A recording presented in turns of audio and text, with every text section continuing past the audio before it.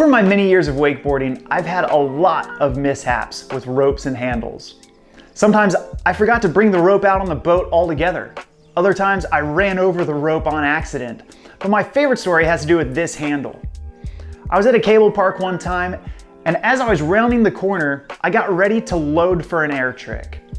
So I set my edge, I pulled back on the rope, and right before I took off from the water, the handle snapped in half.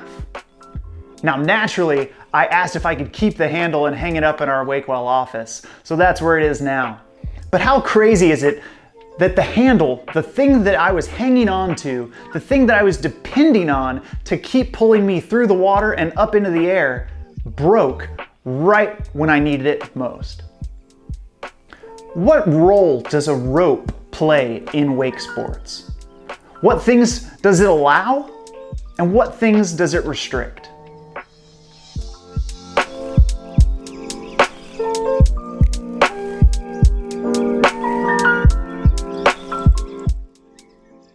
Imagine this scenario.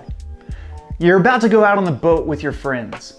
So you drive down to the dock, you lower the boat down in the water, you put everything on it. You got your coolers, you got your vest, you got all your gear. Then you idle out into the middle of the lake, you fill up all the sacks.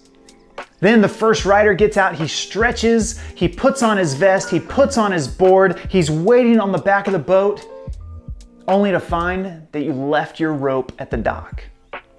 You see, it doesn't matter how prepared you are.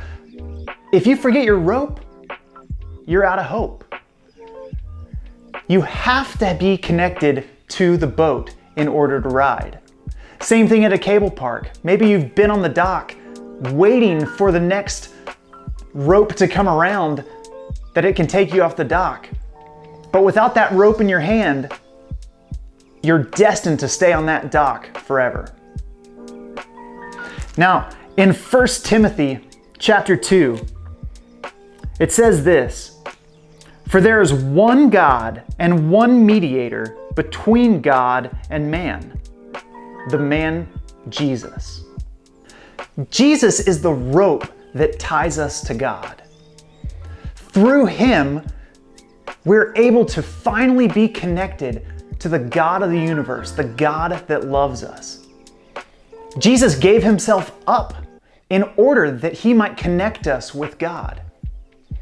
And what's required of us to do that? We simply have to hang on. All we have to do is hold on to that rope.